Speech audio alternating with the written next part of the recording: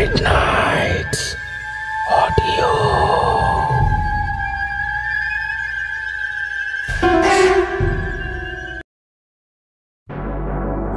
বাংলার গ্রামে গ্রামে কত যে সৌন্দর্য লুকিয়ে আছে তা আমাদের কল্পনার বাইরে।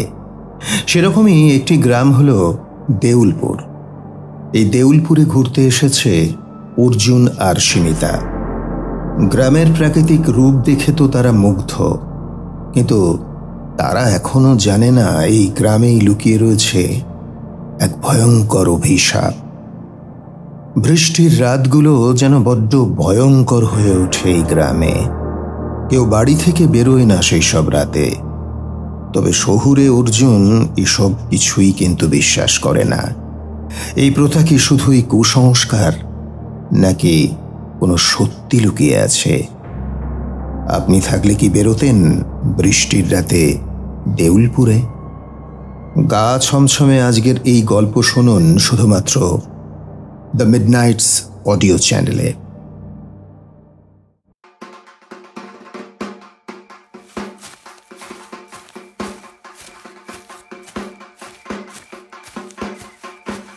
মধ্যরাত। মাঠের মধ্যে দিয়ে চলেছে 21 জন যুবা পুরুষ, একজন বয়স্ক ব্যক্তি ও একজন নারী। লোকালয় থেকে বেশ খানিকটা দূরে এই রাস্তা। দুধারে দিগন্ত বিস্তৃত ক্ষেত। ঝিরঝিরে বৃষ্টি আর জোলো হাওয়ায় হাতের মশালগুলোর নিভু নিভু অবস্থা। কয়েকটা তো ইতিমধ্যেই নিভে গিয়েছে, আর যেগুলো এখনো জ্বলছে সেগুলোর স্থায়িত্ব আর বেশিক্ষণ নয় সেটা বোঝা যাচ্ছে। যত তাড়াতাড়ি সম্ভব গন্তব্যে পৌঁছানো দরকার, নইলে অনর্থ ঘটবে। দলের সবার আগে রয়েছে একজন দীর্ঘদেহী পুরুষ। ওনার মাথায় চাপানো একটা মাটির হাঁড়ি, তার মধ্যে গরম ভাত। কাপড়ের বেড়িটার বেষ্টনী ভেদ করেও ব্রহ্মতালুতে এসে লাগছে তাপ, কিন্তু কিছু করার নেই। যতক্ষণ না গন্তব্যে না পৌঁছবে ততক্ষণ মাথার হাঁড়ি নামানোর কোনো উপায় নেই। তার ঠিক পিছনেই চলেছেন বয়স্ক ভৈরব গাঙ্গুলি। উনি সবকিছু পরিচালনা করছেন বহু বছর ধরে, আর ওনার পিছনে দুজন মিলে ধরে ধরে নিয়ে চলেছে এক নারীকে। দলের মধ্যে একমাত্র নারী। সেই নারীর চলার মধ্যে কেমন যেন একটা টলমলো ভাব। পা দুটো এলোমেলোভাবে পড়ছে মাটিতে। এবছর বড্ড দেরি হয়ে গেল। সন্ধে থেকে বৃষ্টির অপেক্ষায় থেকে থেকে শেষ পর্যন্ত রাত 9:30টার দিকে বৃষ্টি শুরু হলো। সঙ্গে থেকে থেকে কড়কড় করে বাজ পড়ছিল। তাই পুজোয় বসতে বসতেই রাত হয়ে গেল। বৃষ্টি শুরু না হলে তো কাজে বসার কোনো উপায় নেই। তার উপরে বাকি কাজগুলো সারতেও বেশ সময় লেগে গেল।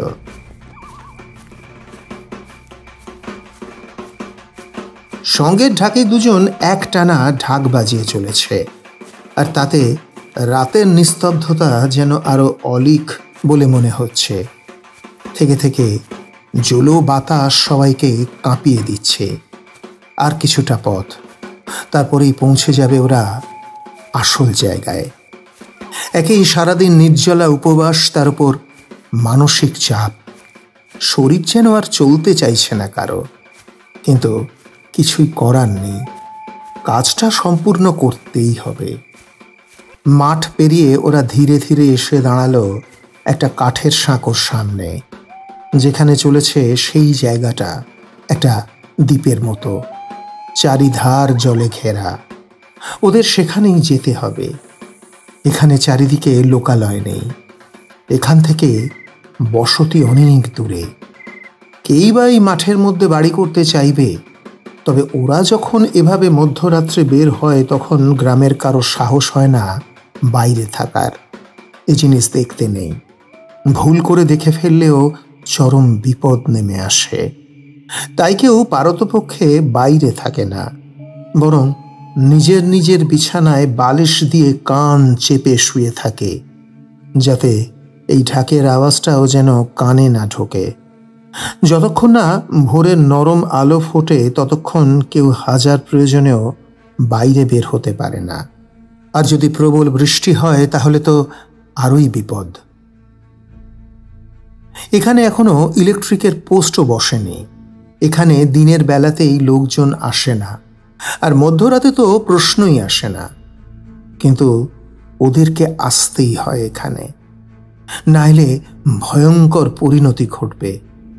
খানিক আগেই শ্মশান থেকে চিতার কাঠ এনে তাতে ভাত আর মাছ পোড়া বানিয়েছে। তারপর রওনা হয়েছে এই বিশেষ জায়গার উদ্দেশ্যে।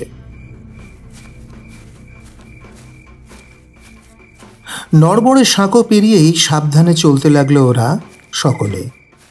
ধীরে ধীরে পৌঁছতে পারল অভীষ্ট স্থানে।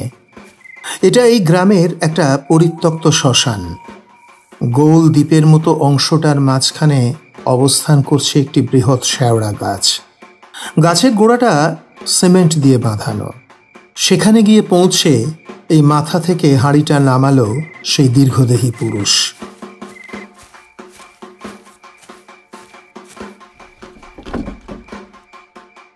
সঙ্গের ঢাকিগুলো সমান তালে ঢাক বাজিয়ে যাচ্ছে। ভৈরব গাঙ্গুলি মশাই গাছের গোড়ায় মাথা নিচু করে 3 বার প্রণাম করলেন। তারপর সেই হাঁড়ি খুলে ভাত আর মাছ পোড়া গাছতলায় রেখে দিলেন। আর ঠিক তার সামনেই বসানো হলো সেই নারীকে। হঠাৎ সেই নারী কাঁপতে শুরু করল। পা দুটো মাটি ঘষে এক আশ্চর্য তালে নাচতে লাগলো। মাথাটা হঠাৎ পেছন দিকে গিয়ে ঠেকলো পিঠে। মুখ দিয়ে একটা ঘড়ঘড়ে আওয়াজ বেরিয়ে এলো।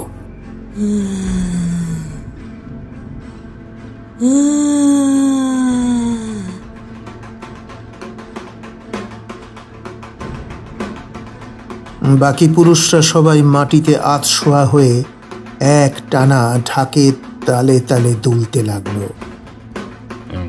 ওং অগ্নিজেবা মহাকালী রক্তপিপাসা সাহা। ভৈরববাবু নিচু গলায় কিছু মন্ত্র পড়তে শুরু করলেন। ঢাকিরা বুঝে গেল আসল সময় শুরু হয়েছে। ঢাকের তালে যেন নিঃশ্বাস বন্ধ হয়ে এলো সকলের।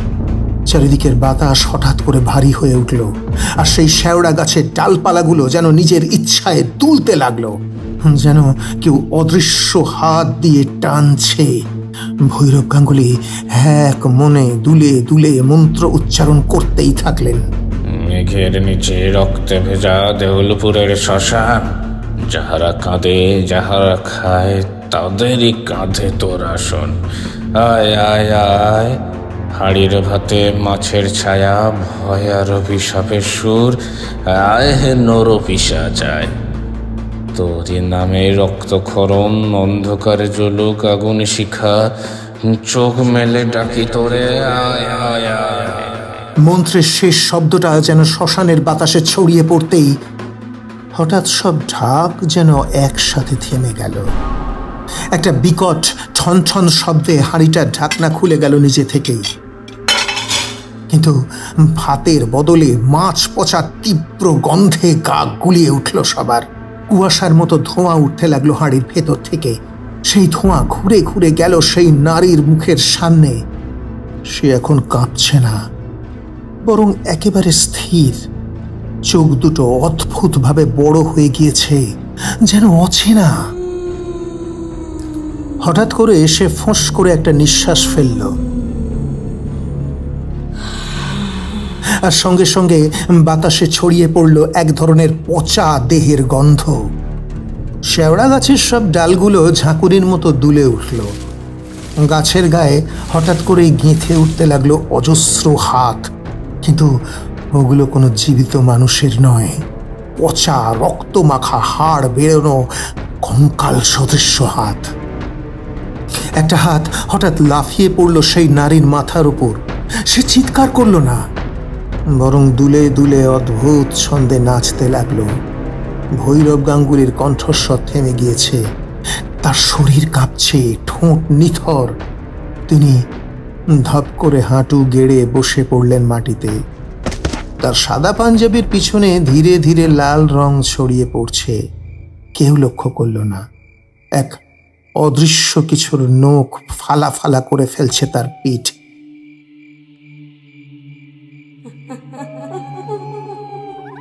আর তখনই সেই নারী এক অদ্ভুত ভঙ্গিতে উঠে দাঁড়ালো। তার শরীর ভেঙে যাচ্ছে, কিন্তু মুখে একরকম বিকৃত হাসি।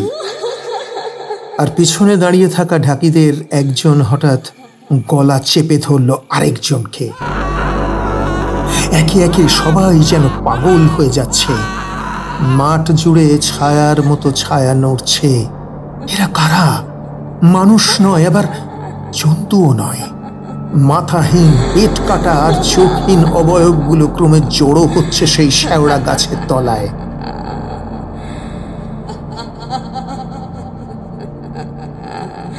সেই নারী মূর্তি হঠাৎ বিকট অট্টহাসিতে ফেটে পড়ে। দেরি হয়ে গেছে, অনেক দেরি হয়ে গেছে, ত্রুটি হয়ে গেছে তোদের পুজোয়, অনেক বড় ত্রুটি। আর এই ভাতে আমার খিদে মিটবে? ফল মিটবে? মিটবে না, কিছুতেই মিটবে না। এবার রক্ত চাই, আমার রক্ত চাই, রক্ত দে, রক্ত দে, রক্ত দে। নারী মূর্তি ধীরে ধীরে ভৈরব গাঙ্গুলির দিকে এগিয়ে গেল। ভৈরব গাঙ্গুলির পিঠ থেকে নেমে আসা রক্তের ধারা তার জিভ দিয়ে চেটে খেতে লাগলো। ভয়ে আতঙ্কে বাকিরা সবাই পাগল হয়ে গেল। কি করবে কিছুই বুঝে উঠতে পারছিল না। এদিকে ভৈরব গাঙ্গুলির জীবন শক্তি ক্রমশ কমে আসছে। তবুও সে প্রাণপণে চেষ্টা করেছিল যে যেভাবেই হোক এই অপশক্তিকে আটকাতেই হবে। অন্তত গ্রামবাসীর সুরক্ষার জন্য এটা তাকে করতেই হবে। তিনি ক্রমাগত মন্ত্র উচ্চারণ করতে থাকলেন।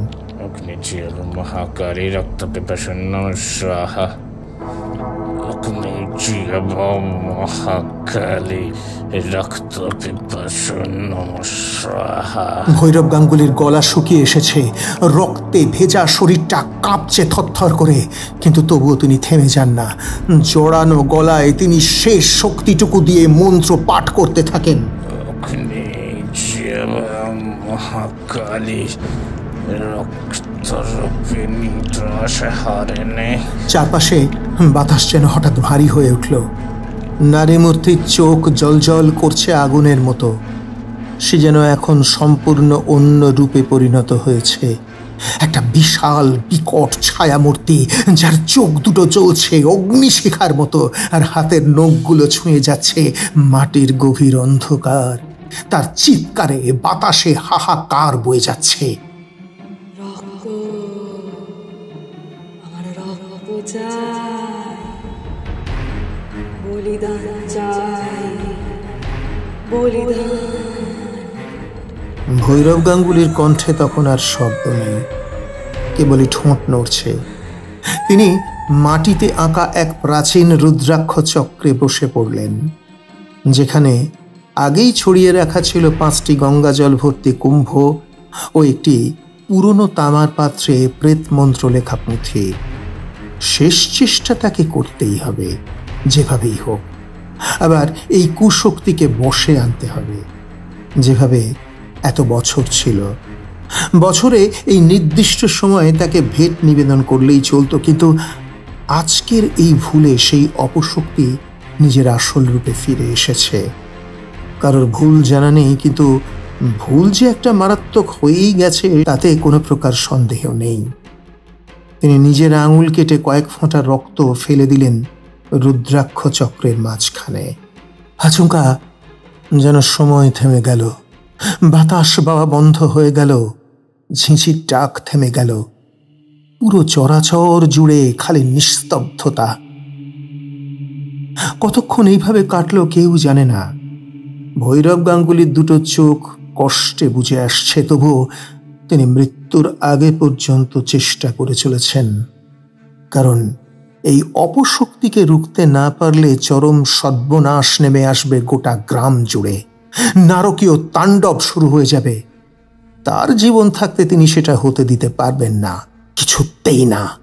একদিন তার পূর্বপুরুষ যে দায়িত্ব তাকে অর্পণ করে গেছেন, তিনি সেটা যথাযথ পালন করবেন। ভৈরব গাঙ্গুলির গলা কাঁপছে, রক্তে ভেজা তার কাপড়, চোখে তীব্র যন্ত্রণা, কিন্তু মন্ত্র থেমে যায় না। মহাকালী রক্তরূপিণী ত্রাসহারিণী সংহর সংহর সংহর। নারীমূর্তির চোখ রক্তবর্ণ। তুই আমায় থামাবি, আমি জন্মেছি রক্ত থেকে, আমি পিশাচী, আমায় থামানো যায় না। আমাকে বছরে দিন কয়েক মুঠো ভাতের ভিক্ষা দিলে হবে? আমাকে তো জন্মদাতারা রক্ত দিয়েই করেছে। আমার রক্ত চাই, রক্ত।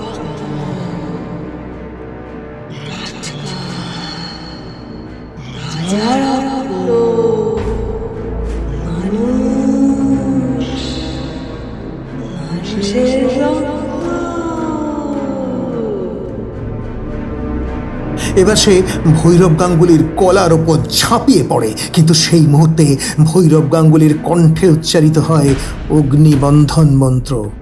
একমাত্র সেই মন্ত্র যেন গোটা অন্ধকার শক্তিকে আগুনে আটকে রাখতে পারে।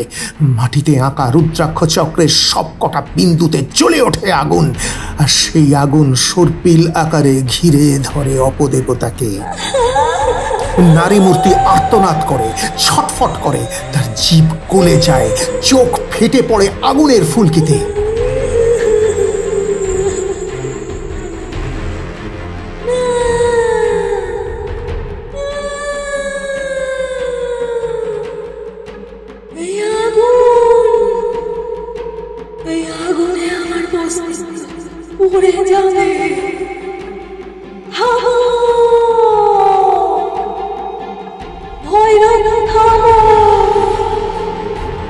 কিন্তু ভৈরব থামেন না।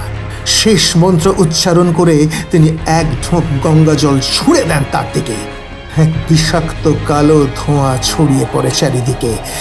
নারী মূর্তির বিকৃত শরীর ছিন্ন ভিন্ন হয়ে মিশে যায় বাতাসে।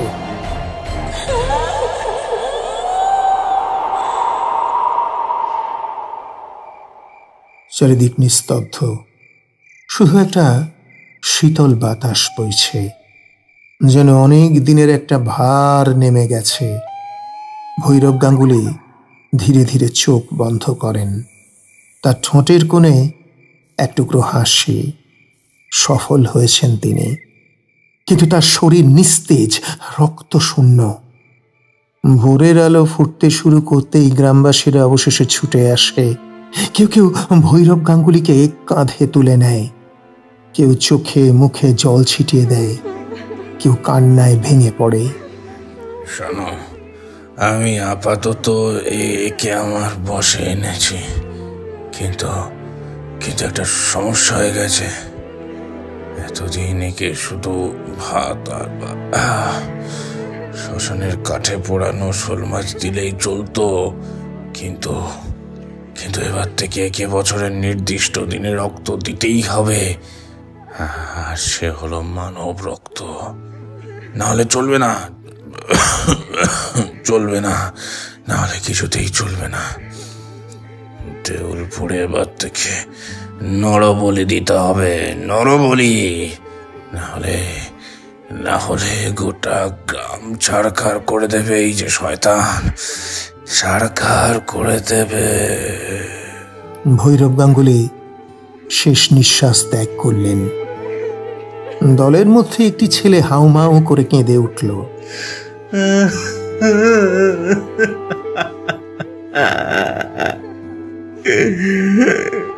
আমার ভুলে হয়েছে সব কিছু, সব আমার দোষ।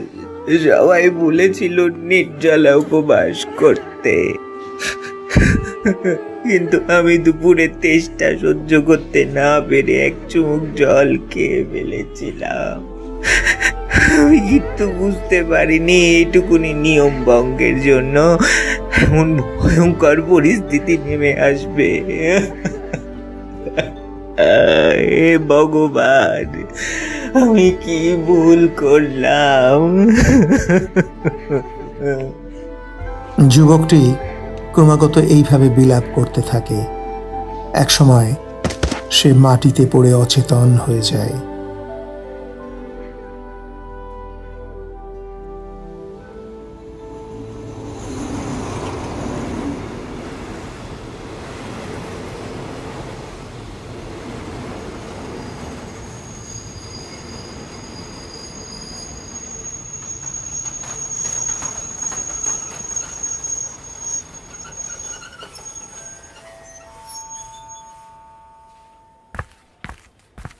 ট্রেন থেকে নেমেই অর্জুন একেবারে আনন্দে আত্মহারা হয়ে গেল। ওহ, যা ভেবেছিল ঠিক তেমনি। মনে হচ্ছে খানিকটা ধেই ধেই করে নেচেই নেয়। ওফ, আমার যা আনন্দ হচ্ছে না, আনন্দের চোটে পুরো একবারে নাচতে ইচ্ছা করছে। মাথার পোকাটা পুরোপুরি নড়ে উঠেছে দেখছি। নাহলে এমন ধারধারে গোবিন্দপুরে এসেও লোকে নাচতে ইচ্ছে করে? কার এমন উদ্ভুতুরে শখ হয়? কোথায় লোকে হানিমুনে গোয়া যায়, সিমলা, মানালি, দার্জিলিং যায়, বা নিদেন পক্ষে দীঘা যায়? উনি বউকে কোথায় আনলেন? না, ধারধারে গোবিন্দপুরে। টিপটে কোথায়? আরে দূর, রাগ করছো কেন? সব জায়গাতেই নিয়ে যাব তোমাকে, কোনো অভিযোগ রাখবো না তোমার। কিন্তু এখানে তোমাকে নিয়ে আসার কারণটা তো জানোই। কটা দিনের তো মাত্র ব্যাপার, তারপর ফিরে গিয়েই তোমাকে সোজা নিয়ে চলে যাব তোমার পছন্দের জায়গায়, প্রমিস। অর্জুনের কথায় খুব একটা খুশি না হলেও অন্তত বিরক্তি ভাবটা কাটিয়ে উঠল সেমিতা। যাক, এখানে যখন এসেই পড়েছে তখন না হয় আপাতত এখানকার সৌন্দর্যের স্বাদ নেওয়াটাই ভালো। তবে জায়গাটা একেবারে খারাপও নয়। অখ্যাত জায়গা হলেও প্রাকৃতিক সৌন্দর্যের দিক থেকে কমতি নেই। হয়তো কিছুদিনের মধ্যে এখানেও ট্যুরিস্ট স্পট গড়ে উঠবে রীতিমতো। ওরা স্টেশন থেকে বেরিয়ে আসতেই দেখল সামনে আদিগন্ত বিস্তৃত চাষের ক্ষেত, আর দূরে দিকচক্রবালে নীলচে সবুজ পাহাড়ের সারি। যেদিকে তাকানো যায় সেদিকেই শুধু সবুজ আর সবুজ। চোখ পুরো জুড়িয়ে যাচ্ছে যেন। কাঁচা রাস্তার একপাশে ইতস্তত ছড়িয়ে থাকা বাড়িঘর, আর বেশিরভাগ বাড়ি মাটির। বাড়ির দেয়ালে কি সুন্দর সুন্দর সব আলপনা আঁকা। সেমিতা মুগ্ধ হয়ে গেল পুরো।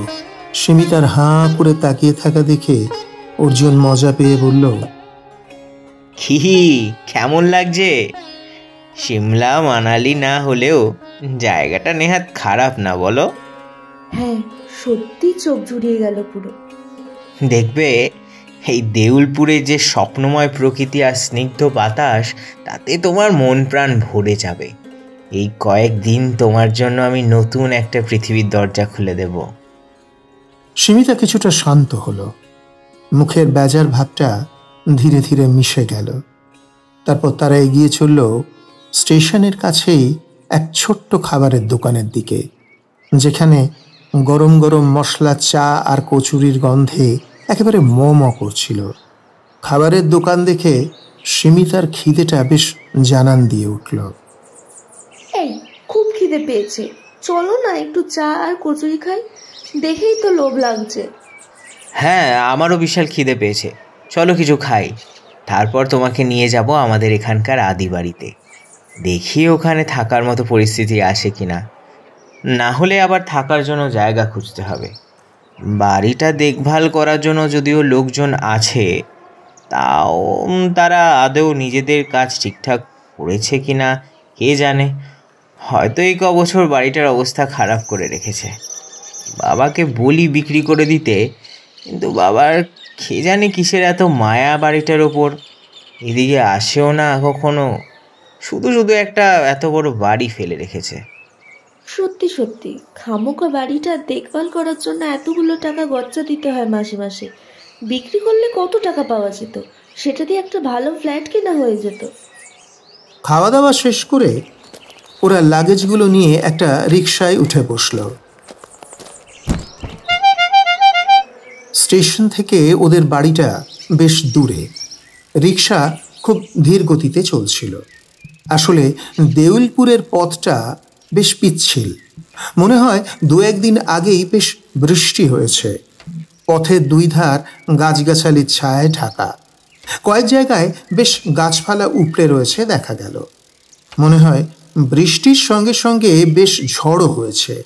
বাড়িটার কাছাকাছি পৌঁছতেই সেমিতার চোখে পড়ল বিশাল বড় প্রাসাদের মতো বাড়িটার দিকে। ওরা রিক্সা থেকে নেমে পড়ল। তারপর লাগেজ নিয়ে প্রাচীন সিংহ দরজা দিয়ে ঢুকে পড়ল ভেতরে। সেমিতা বাড়িটা দেখে পুরো হতবাক হয়ে গিয়েছে। ও শুনেছিল বাড়িটা বেশ বড়, কিন্তু এতটা বড় ও আশা করেনি। বাড়িটার গঠন প্রাচ্য ও পাশ্চাত্য স্থাপত্যের মিশেলে। সেমিতার চোখ আটকে গেল প্রাচীন দেওয়ালের খোদাইকৃত মূর্তিগুলোতে। সেগুলো যেন পুরো দক্ষিণ ভারতের মন্দিরের মতো। অদ্ভুত সুন্দর।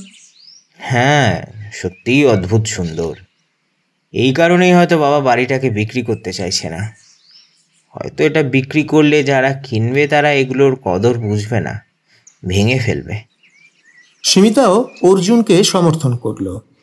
সত্যি এত সুন্দর বাড়ি বিক্রি করতে মন চায় না, কিন্তু কাউকে দেখা যাচ্ছে না কেন? এখন তো সকালবেলা, এই সময় তো অনেকেরই থাকার কথা বাড়িতে। তাদের বাড়ির কেয়ারটেকার কার্তিক কাকা, তাছাড়া বিন্দু পিসিমা আর তার ছেলে শ্যামল তো সবসময়ই থাকে এখানে।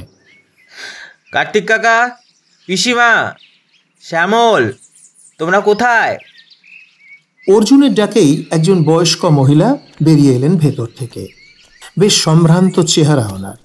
তবে অর্জুনদের হঠাৎ এভাবে দেখে উনি কিছুতেই খুশি হতে পারেননি। ওনার চোখে মুখে রীতিমতো আতঙ্ক মিশ্রিত বিস্ময়। সেমিতা, ইনি আমার পিসিমা, এখানেই থাকেন। সেমিতা ওদের পায়ে হাত দিয়ে প্রণাম করল। পিসিমা ওর মাথায় হাত রেখে আশীর্বাদ করলেন। সৌভাগ্যবতী হও মা। সেমিতা জানে ইনি অর্জুনের নিজের পিসিমা নন। ইনি এই বাড়িতেই বহু বছর ধরে রান্নার কাজ করছেন। তবে ইনিও একসময় বেশ ভালো ঘরের বউ ছিলেন। ভাগ্যের পরিহাসে ওনাকে এখানে রান্নার কাজ শুরু করতে হয়। কিন্তু অর্জুনরা ওনাকে নিজের পিসির মতোই সম্মান করে। উনিও এই বাড়িটাকে নিজের বাড়ির মতনই মনে করেন। কিরে, কোনো খবর টবর না দিয়েই একদম বৌমাকে নিয়ে চলে এলি? একবার তো জানাতে হয় নাকি? এখন কি খাওয়াই তোদের বল দেখি?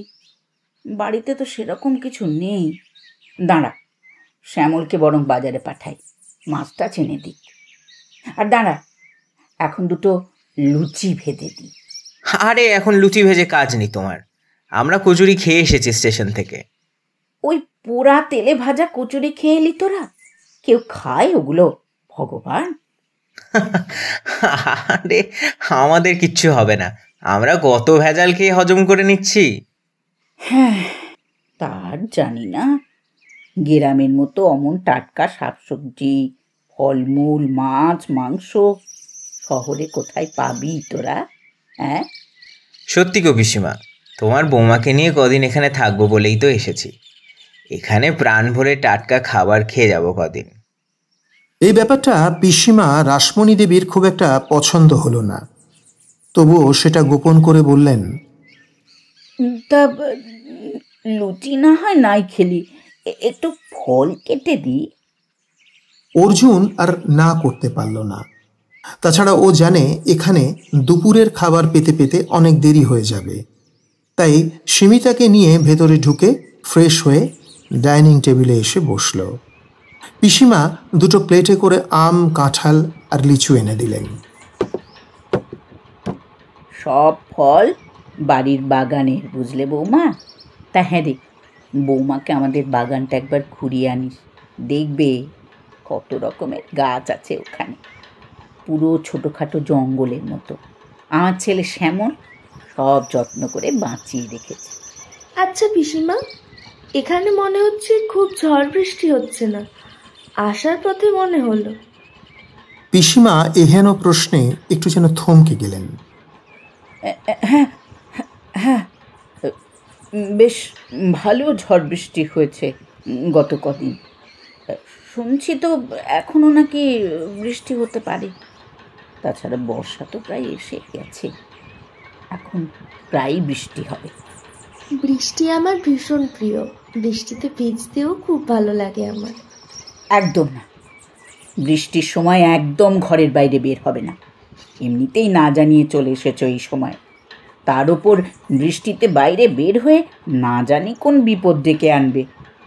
সীমিতা পুরো হতবাক হয়ে গেল পিসিমার বকা খেয়ে। আসলে আমি বলতে চাইছিলাম, তোমরা শহরের মানুষ, গ্রামের বৃষ্টিতে ভিজে টিজে শরীর টরীর যদি খারাপ হয়ে যায় তাই আর কি।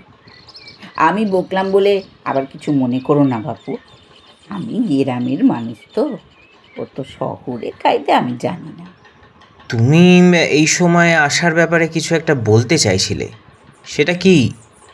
ও কিছু না, সেরকম কিছু না। আসলে এই গায়ে বৃষ্টি হলেই তো তিনি জেগে ওঠেন। কে কে জেগে ওঠেন? সে কি, তোরা বৌমাকে এইসব নিয়ে কিছু বলিসনি? আশ্চর্য, কিছু না বলেই ওকে এখানে নিয়ে চলে এসেছি সেই বৃষ্টির সময়। সীমিতা এই কথায় আর হতবম্ব হয়ে গেল। ওর কাছে সবটাই পুরো বোঝার বাইরে চলে যাচ্ছিল। কি বলার কথা বলছেন পিসিমা? কোনো ভয়ানক কিছু? দুপুরে টাটকা কাতলা মাছের ঝোল দিয়ে তৃপ্তি করে ভাত খেয়ে দুজনে এসে ঘরে শুয়েছে। সীমিতার মন থেকে কিছুতেই চিন্তাটা যাচ্ছে না। অর্জুন অবশ্য ওকে আশ্বস্ত করেছে যে ভয় পাওয়ার মতো কোনো ব্যাপার নেই, আসলে গ্রাম্য কুসংস্কার আর কি। তবু কেন কে জানে সীমিতার মন আজ বড্ড কুগাইছে। পিসিমা এমনভাবে বললেন যে রীতিমতো কৌতূহল হচ্ছে।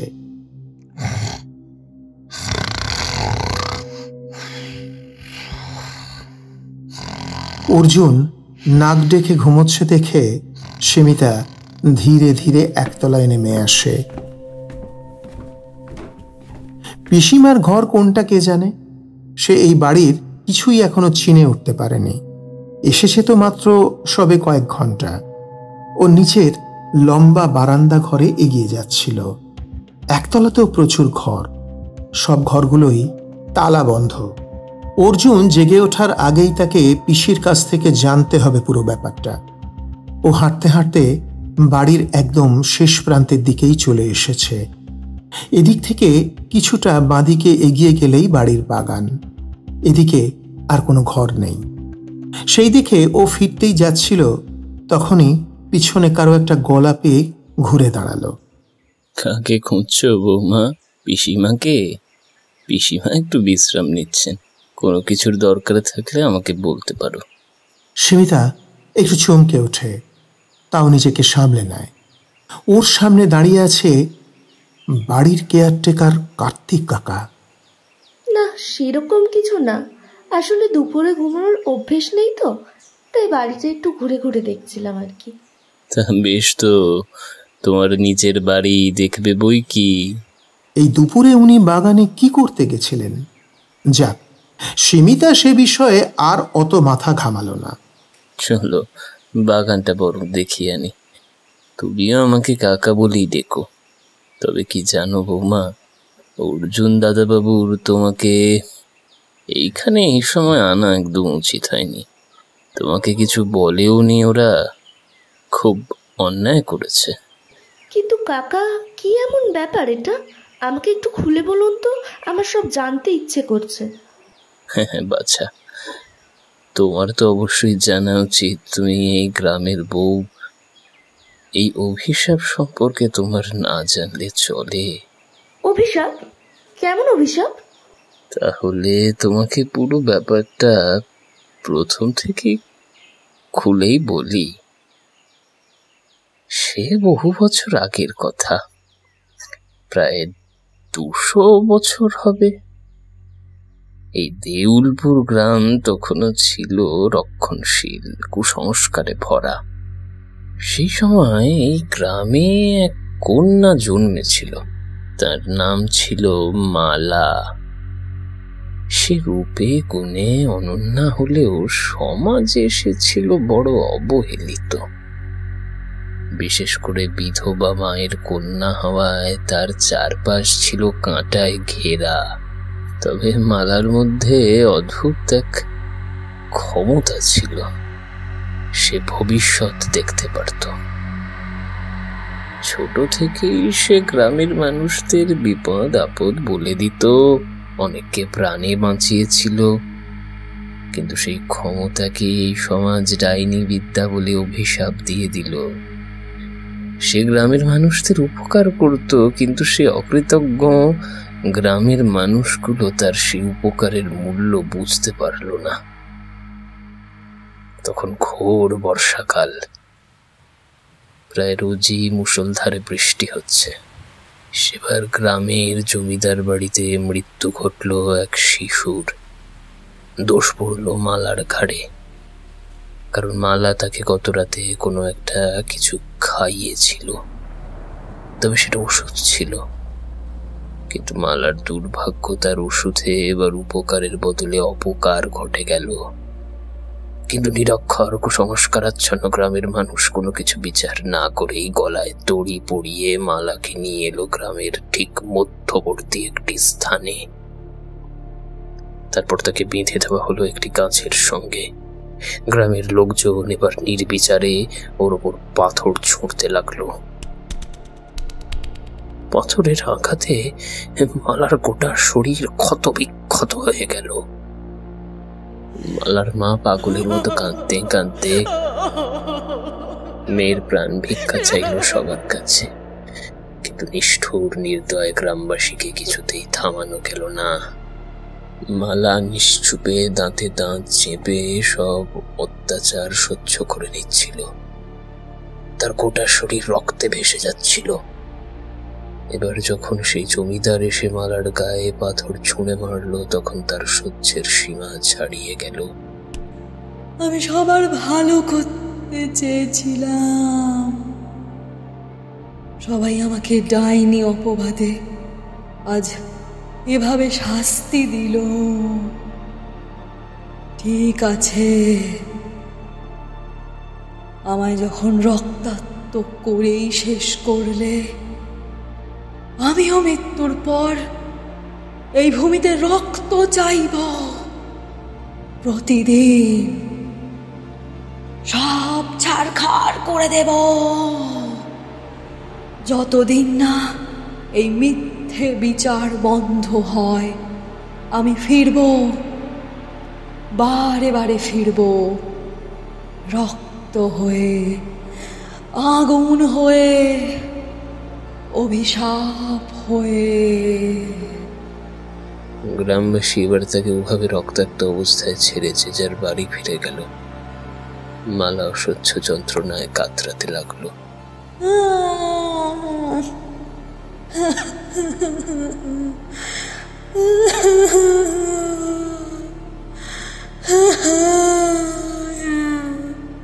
পাগলের মতো চিৎকার করতে লাগলো।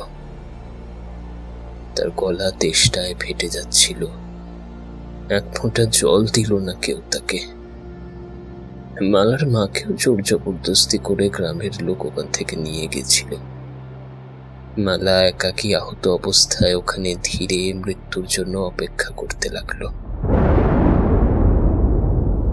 হঠাৎ আকাশ থেকে নেমে এলো মুষলধারে বৃষ্টি। তারপর রক্ত ধুয়ে যেতে লাগলো বৃষ্টির জলে।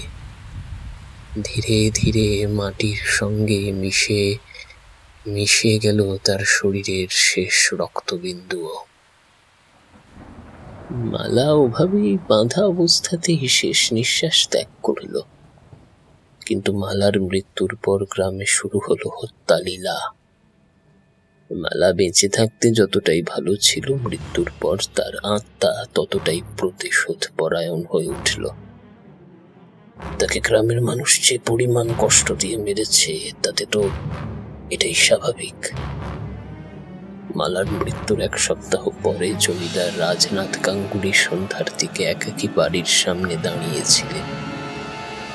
হঠাৎ করে কেউ পেছন থেকে এসে তার ঘাড়টা মুটকে দিল। তারপর তার গোটা শরীর পুরো নখের আঁচড় দিয়ে ছিন্ন ভিন্ন করে দিল। প্রথমে গ্রামের মানুষ বিষয়টা বুঝতে পারেনি, ভেবেছিল কোনো বন্য জন্তুর কাজ, কারণ এদিকে প্রায়ই পাহাড়ের দিক থেকে বন্য জন্তু চলে আসে। কিন্তু এরপর এক সপ্তাহের মধ্যে জমিদার বাড়িতে যেন মৃত্যু মিছিল নেমে এলো। একের পর এক পুরুষের মৃত্যু ঘটতে শুরু করলো, একদম একই পদ্ধতিতে। গ্রামে নেমে এলো আতঙ্কের ছায়া। ভয়ের চোটে কেউ আর বিকেলের পর পথে ঘাটে বেরোতো না, বেরোলেও ভগবানের নাম জপ করতে করতে। আর কোনো কিছুতেই মৃত্যু মিছিল থামানো যাচ্ছিল না। যারা যারা ওই দিন মালাকে পাথর ছুঁড়ে ছুঁড়ে মেরেছিল তাদের প্রায় প্রত্যেকেরই ঘাড় মটকালো ও দেহ চিড়ে দেওয়া অবস্থায় উদ্ধার করা হচ্ছিল। একটা সময় এমন পরিস্থিতি দাঁড়ায় যে গ্রাম প্রায় পুরুষ শূন্য হয়ে যেতে বসে। তখনই বাকিরা একদিন সম্মিলিতভাবে মালার বাড়িতে এসে মালার মায়ের কাছে মালার জন্য ক্ষমা প্রার্থনা করে, কারণ তারা জানতো মালা একমাত্র তার মায়ের কথাই শুনবে, কারণ সে বেঁচে থাকতে মায়ের প্রতি ভীষণ বাধ্য ছিল। সেদিন সন্ধ্যায় সবাই মিলে সেই গাছটার তলায় গিয়ে মালার আত্মার কাছে প্রাণ ভিক্ষা করে। মালার মা বিশেষ করে মালার কাছে অনুরোধ করে যেন সে এই প্রতিহিংসা চরিতার্থ করা বন্ধ করে, কিন্তু মালাকে কিছুতেই থামানো যায় না। সেদিন সবার চোখের সামনে মালা ভিড়ের মধ্যে থাকা গ্রামবাসীর গোটা শরীর চিড়ে তাকে খুন করে। এবার গ্রামবাসীর মধ্যে আতঙ্কের থেকেও বেশি রাগ সৃষ্টি হয়।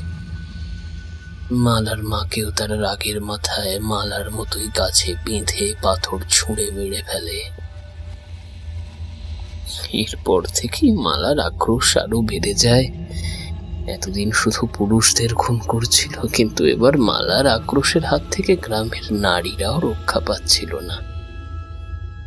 ধীরে ধীরে পরিস্থিতি নিয়ন্ত্রণের বাইরে চলে যাচ্ছে দেখে গ্রামের মানুষ মালাকে আটকানোর জন্য একজন সিদ্ধ তান্ত্রিকের শরণাপন্ন হয়। উনি মালার হাত থেকে গ্রামবাসীকে রক্ষা করেন। কিভাবে?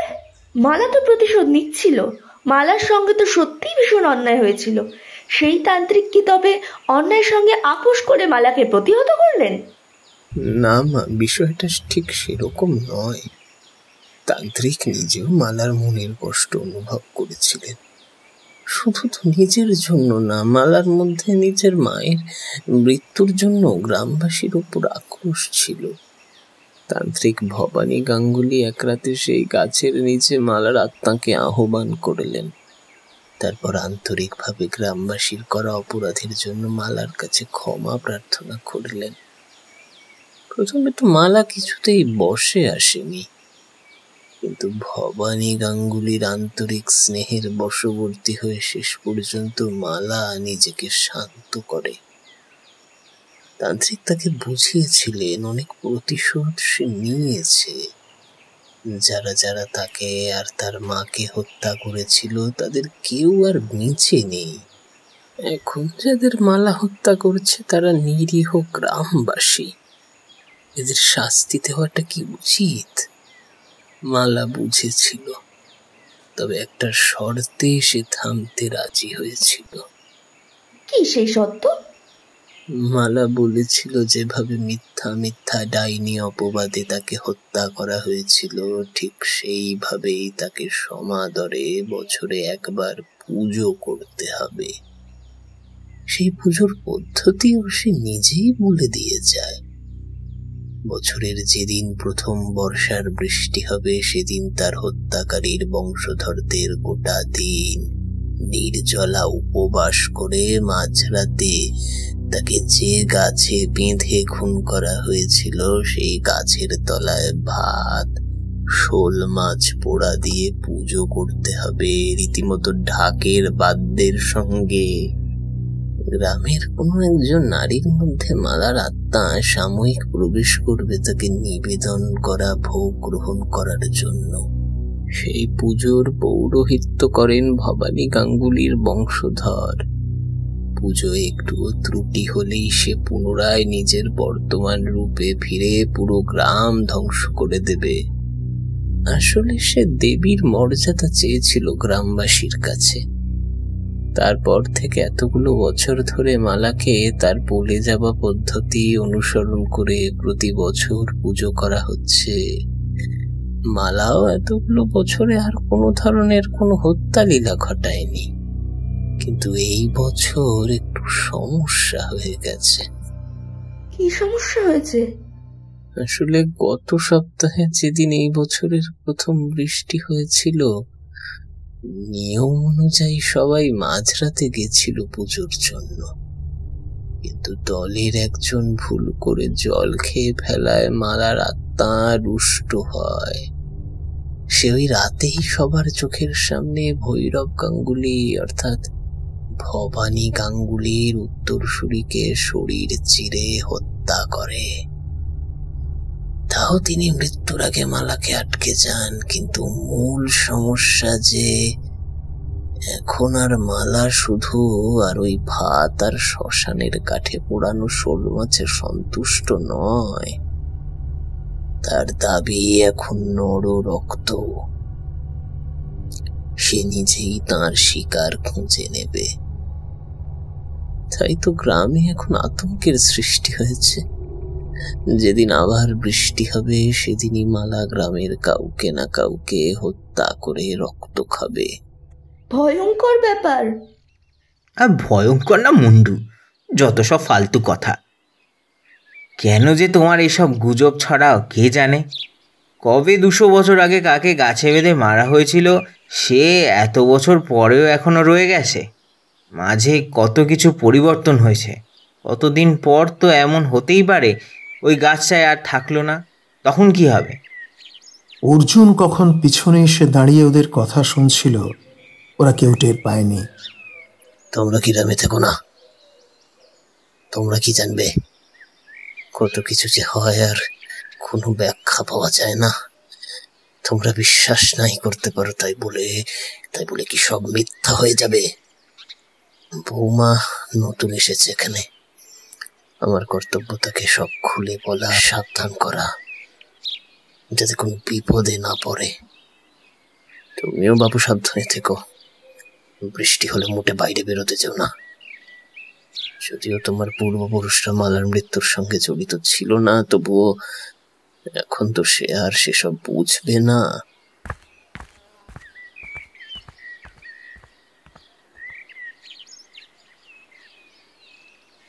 কথাগুলো বলে কার্তিক কাকা হন হন করে বাগানের পিছন দিকে চলে গেল। সীমিতা ভয় পেয়েছিল ভীষণ। আসলে ও ছোট থেকেই একটু ভীতু প্রকৃতির, আর তাছাড়া ও এইসব গ্রাম্য ভৌতিক ঘটনাগুলো ভীষণভাবে বিশ্বাস করে। আর তাছাড়া সে নিজেও মালার জন্য ভীষণ কষ্ট পেয়েছে। তার যেন কেন মনে হচ্ছে মালা এখনো খুব কষ্টে আছে। তাকে প্রবোধ দিয়ে শুধু মাঝে কয়েকটা বছর থামিয়ে রাখা হয়েছে। বিকেল থেকেই কারেন্ট অফ। সীমিতা এক মনে জানলার পাশে বসে আদিগন্ত বিস্তৃত খোলা প্রান্তরের শোভা মুগ্ধ হয়ে দেখছিল। দূরে আবছা আবছা পাহাড়ের সারি, ধীরে ধীরে সন্ধ্যার অন্ধকার নেমে আসছিল। পাখিরা উড়ে উড়ে ওদের বাসায় ফিরছিল। কত রকমের যে পাখি এখানে সীমিতা তাদের আগে কখনো দেখেইনি। খুব ভালো লাগছিল জানলার পাশে বসে থাকতে। অর্জুন গ্রামে ঘুরতে বেরিয়েছে সেই বিকেলে। সীমিতাকেও সঙ্গে যাবার কথা বলেছিল, কিন্তু ওর তখন প্রচণ্ড ক্লান্তি লাগছিল। তাছাড়া দুপুরে শোনা ঘটনার বিশাল প্রভাব পড়েছে ওর মনে, বিশেষ করে নররক্তের বিষয়টায়। সত্যি কি মালা এমন করবে? সীমিতা যেন মালার প্রতি একটা আত্মিক সমবেদনা অনুভব করছে। কি দোষ ছিল মেয়েটার? সে তো গ্রামবাসীর উপকারই করতে চেয়েছিল, কিন্তু অশিক্ষিত গ্রামবাসী তাকে কিভাবে চরম কষ্ট দিয়ে মারল। ইস, কারো একটু দয়া এলো না মনে? অন্তত যাদের সে উপকার করেছিল তারাও তো আটকাতে পারতো ওই বিভৎস হত্যাকাণ্ড। 200 বছর আগের একজন নারীর জন্য তার হৃদয় কাঁদতে লাগলো। মালা কতক্ষণ ওভাবে বসেছিল খেয়ালই ছিল না। হঠাৎ আকাশে কড়কড় করে বাজ পড়াতে অসম্ভব আতঙ্কিত হয়ে পড়ল সে। অর্জুন কোথায় এখন? যখন তখন ঝমঝম করে বৃষ্টি নামবে। হায় ভগবান, বৃষ্টি শুরু হলেই তো মালা তার শিকার খুঁজতে বেরিয়ে পড়বে। সীমিতা কোনো কিছু না ভেবেই হনহন করে দোতলা থেকে নেমে সদর দরজার দিকে ছুটে গেল। যেমন করেই হোক বৃষ্টি শুরু হবার আগেই অর্জুনকে বাড়িতে ফিরিয়ে আনতে হবে। অর্জুন এসবে বিশ্বাস করে না, ওর চরম বিপদ ঘটে যাবে। কিন্তু সে যাবে কোথায় অর্জুনকে খুঁজতে? সেই গ্রামের তো কিছুই চেনে না। আজকেই তো সে প্রথম এসেছে এখানে। সীমিতা গেট খুলে বাইরে পা রাখতেই ঝমঝম করে বৃষ্টি নেমে এলো। কিন্তু অর্জুনের চিন্তায় সীমিতা পাগল। বৃষ্টিকে উপেক্ষা করেই সে ছুটে চলল তার সদ্য বিবাহিত স্বামীকে বিপদ থেকে রক্ষা করতে। কালো মেঘে ঢেকে গেল আকাশ। বিদ্যুতের ঝলকে চোখে পড়ল পুরো গ্রামটা। ভিজে কাদা, মাটির ঘর, ঝোপঝাড় আর দূরে পাহাড় অরণ্য। বাতাসে কেমন যেন একটা পচা রক্তের গন্ধ, কিংবা ভেজা মাটির ফাঁকে গলে যাওয়া শরীরের।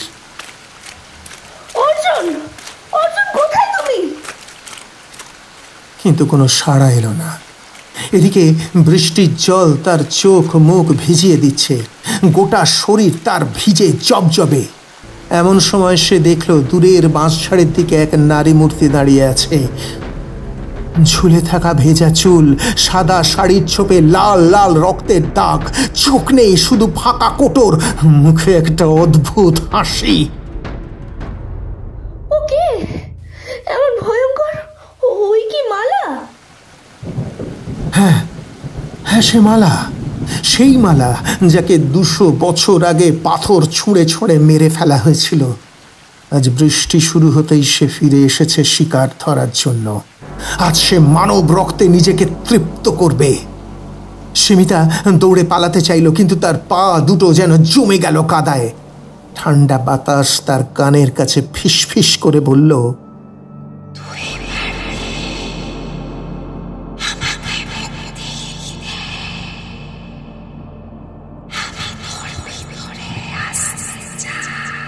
চোখের পলকে সেই নারী মূর্তির ছায়া ছুটে এলো সীমিতার দিকে।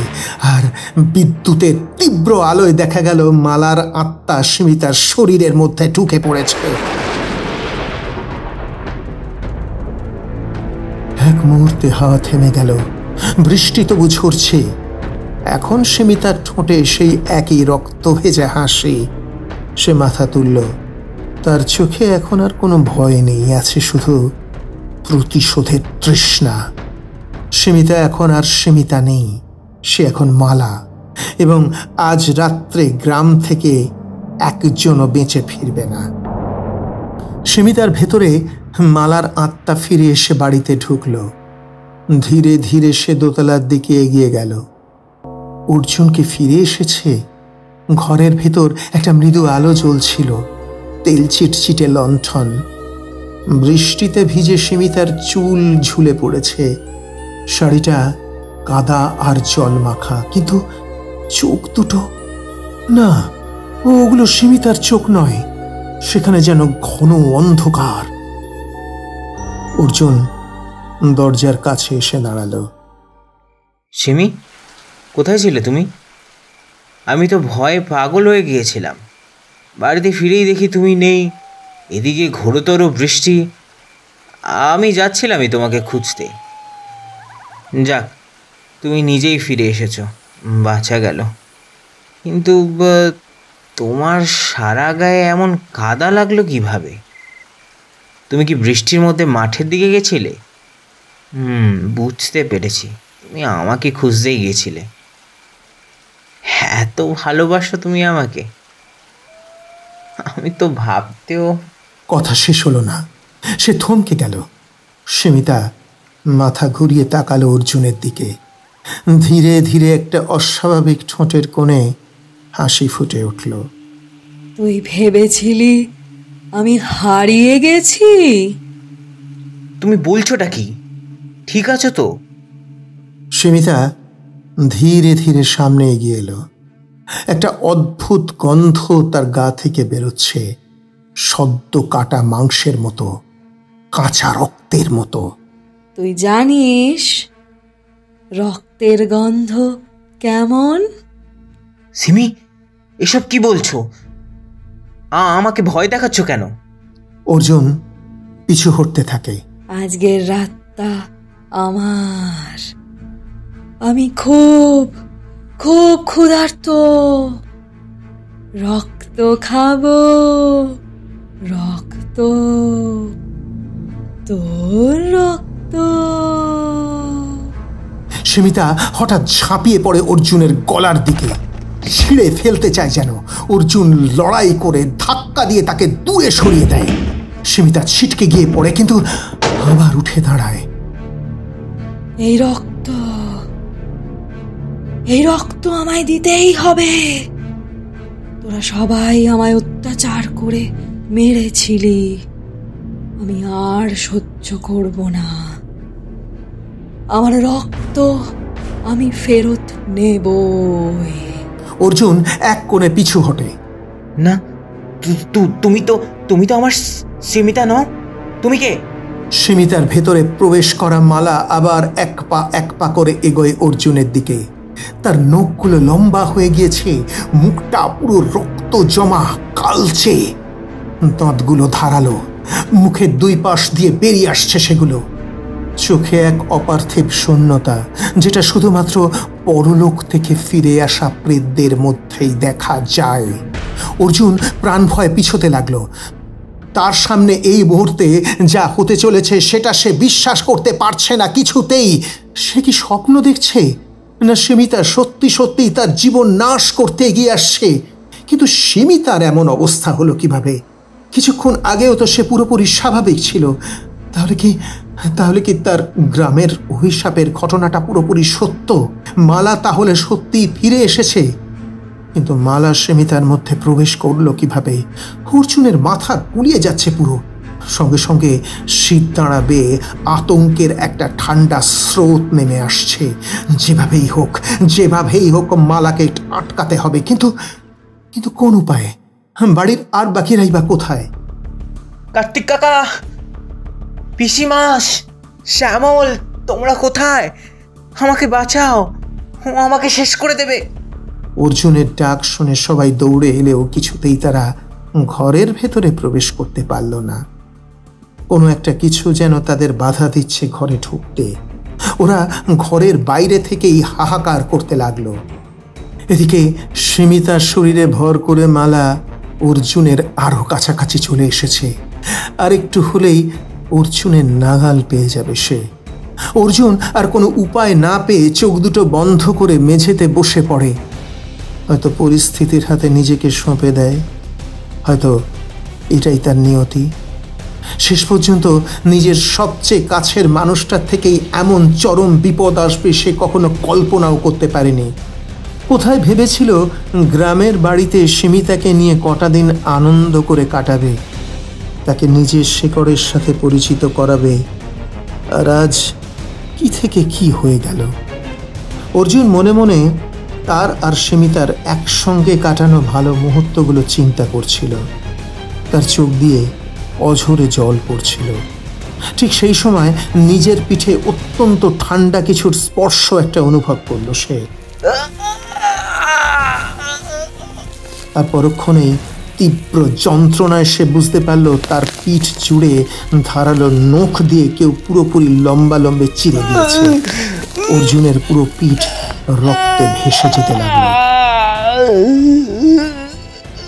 অর্জুনের পিঠ ছিঁড়ে যাওয়ার যন্ত্রণায় চিৎকার করে উঠতেই আশেপাশের বাতাস কেমন যেন ঘন আর জঙ্গলময় হয়ে উঠল। হঠাৎ যেন ঘরের সমস্ত আলো একে একে নিভে গেল।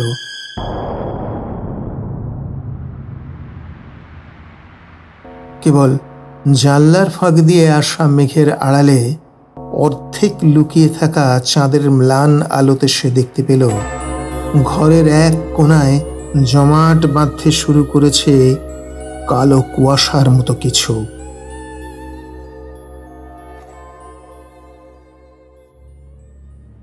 ঠিক তখনই ঘরের মধ্যে হঠাৎ এক প্রচণ্ড ধূপ গন্ধ ছড়িয়ে পড়ল। বাতাস ভারী হয়ে উঠল অদৃশ্য মন্ত্রোচ্চারণে।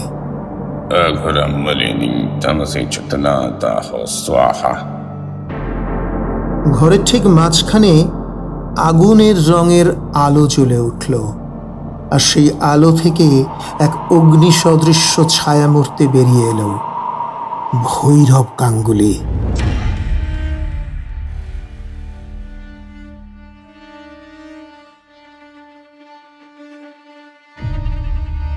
তার কপালে রক্তচন্দনের তিলক, গলায় রুদ্রাক্ষের মালা, এক হাতে ত্রিশূল, অন্য হাতে কাঁসরের ঘণ্টা, চোখ দুটি যেন দাউ দাউ করে চলছে।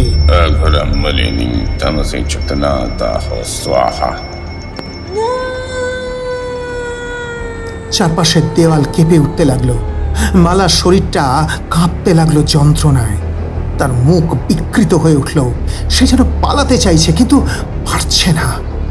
ভৈরব গাঙ্গুলির আত্মা আবার গড়ছে উঠল। ত্রিশূল তুলে তিনি বললেন, তুই যা করেছিস তা ঠিক নয়। একদিন তোর সাথে অন্যায় হয়েছিল ঠিকই, কিন্তু আজ তুই যা করছিস সেটাও অনেক বড় অন্যায়। এভাবে তুই গ্রামবাসীর কাছে সত্যি সত্যি ডাইনি হয়ে গেছিস। তোকে কেউ করুণা করে না, তোকে ভয় পায় সবাই। তুই দেবীত্ব লাভ করতে চেয়ে পিশাচিনী হয়ে গেছিস। তোর এই প্রতিশোধের আগুন তোকে এত বছর পরেও শাস্তি দিতে পারেনি, তাই তুই এত কষ্ট পাচ্ছিস, এত কষ্ট দিচ্ছিস। নর রক্তে সত্যি তুই শান্তি পাবি, কোনোদিনও না। তবে তুই যদি চাস তাহলে আমি তোকে মুক্তি দিতে পারি। বল, চাস তুই মুক্তি? হঠাৎ কি যেন একটা ঘটে গেল। একটা কালো ছায়া সীমিতার ভেতর থেকে বেরিয়ে এলো। তারপর সেই ছায়া ধীরে ধীরে অবয়ব নিতে শুরু করল, এক গ্রাম্য সরল ষোড়শীর অবয়ব। তারপর হঠাৎই সেই অবয়ব মাটিতে বসে পড়ে কেমন অপার্থিব সুরে কাঁদতে লাগলো।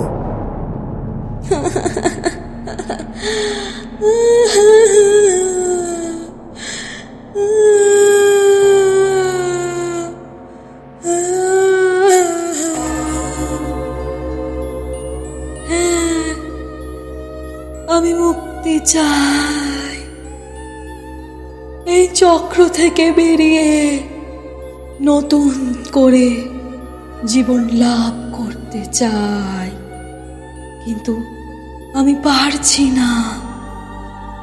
আমার অতৃপ্ত মন কিছুতেই শান্তি পাচ্ছে না। আমার গোটা দেহ যন্ত্রণায় ছিঁড়ে পড়ছে সব সময়। আমার গোটা শরীর রক্তে ভেসে যাচ্ছে।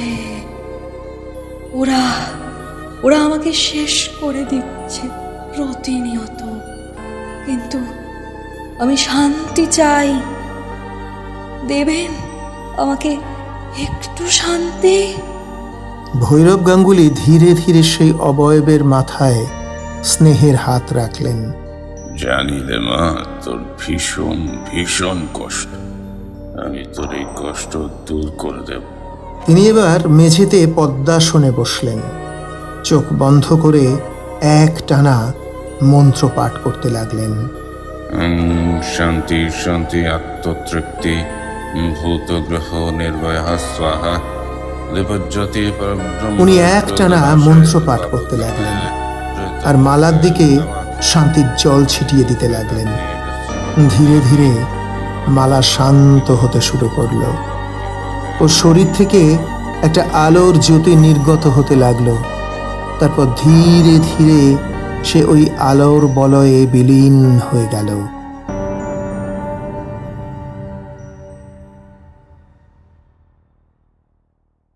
অর্জুন ক্লান্তিতে ধপাস করে মেঝেতে পড়ে গেল। রক্তে ভেজা তার পিঠ, কিন্তু ধীরে ধীরে যন্ত্রণাটা হালকা হয়ে আসছে। চারপাশে আবার আলো ফিরছে। ধূপের গন্ধ আরো তীব্র থেকে তীব্রতর হয়ে আসছে। সীমিতা এক ছুটে গিয়ে অর্জুনকে জড়িয়ে ধরল। তুমি ঠিক আছো সীমিতা? তোমার কোনো ক্ষতি হয়নি তো? অর্জুন, অর্জুন, তোমার পুরো জামা রক্তে ভেসে যাচ্ছে। অর্জুন, ওঠো, শিগগিরই ওঠো, তোমাকে নিয়ে হসপিটালে যেতে হবে। অর্জুন। ভৈরব গাঙ্গুলি ঘরের মাঝখানে দাঁড়িয়ে থাকলেও তার মুখে এখন প্রশান্তির ছাপ। তিনি পেরেছেন মালার আত্মাকে শান্তি দিতে। বেচারি বুঝতেও পারছিল না সে এক কালো চক্রে আটকে পড়েছিল। তার প্রতিশোধের আগুন তাকে কিছুতেই মুক্তি দিতে চাইছিল না। আজ থেকেও মুক্ত। সাথে সাথে এই দেউলপুরের গ্রামও অভিশাপ মুক্ত। উনি মৃত্যুর পরেও শান্তি পাচ্ছিলেন না গ্রামবাসীর বিপদের আশঙ্কা করে। বেঁচে থাকাকালীন উনি নিষ্ঠার সাথে প্রতি বছর মালার পুজো করে গেছেন। তাকে তুষ্ট করার প্রাণপণ চেষ্টা করে গেছেন, কিন্তু মৃত্যুর পর তার মনে হয়েছে এবার মালাকে চিরবিদায় দেবার সময় হয়ে এসেছে। তাকে নূতন জীবন দেবার সময় হয়ে এসেছে। এবার তিনিও শান্তি লাভ করতে পারবেন। তিনি হাসি মুখে অর্জুন আর সীমিতার দিকে তাকালেন। আজ তাদের ভালোবাসার জন্যই মালা মুক্তি পেয়েছে। উনি ধীরে ধীরে আবছা হয়ে মিলিয়ে যেতে থাকলেন বাতাসে।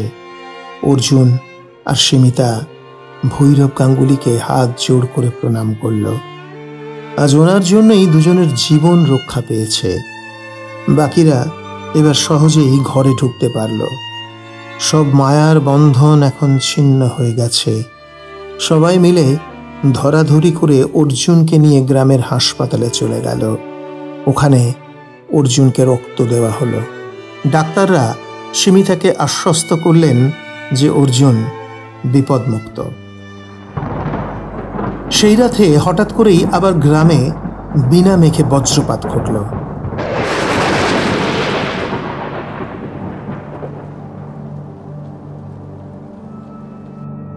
গ্রামবাসীরা আতঙ্কে কেউ আর রাতে বাইরে বের হলো না, কিন্তু সকালে দেখা গেল সেই শেওড়া গাছটা বাজ পড়ে জ্বলে পুড়ে গেছে।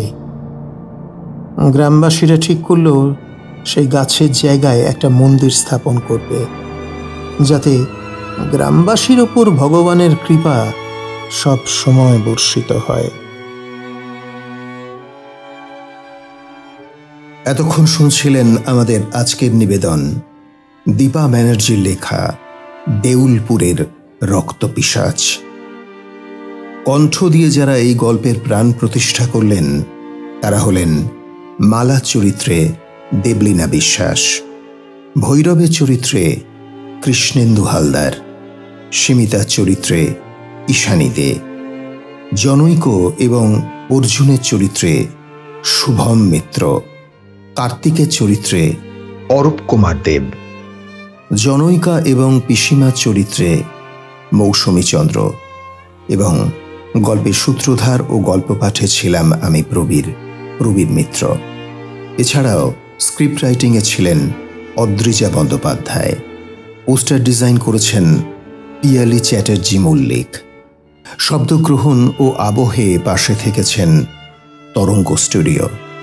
এবং আজকের গল্পের সমগ্র পরিকল্পনা ও পরিচালনায় ছিলেন সম্রাট রায়। আজ আপনাদের দেউলপুরের রক্তপিশাচ গল্পটি কেমন লাগলো জানাতে কিন্তু ভুলবেন না। আর হ্যাঁ, যদি ভালো লেগে থাকে তাহলে লাইক করুন, বন্ধুদের সঙ্গে শেয়ার করুন, যেন এই গল্প ছড়িয়ে পড়ে সবার মনে। আর হ্যাঁ, আরেকটা কথা, যারা এখনো পর্যন্ত আমাদের চ্যানেলটিকে সাবস্ক্রাইব করে উঠতে পারেননি, প্লিজ চ্যানেলটিকে সাবস্ক্রাইব করে আমাদের পাশে থাকুন। তাহলে আজ বিদায়, আবার দেখা হবে পরের সপ্তাহে নতুন একটি গল্পের সাথে। সবাই ভালো থাকবেন, সুস্থ থাকবেন। নমস্কার।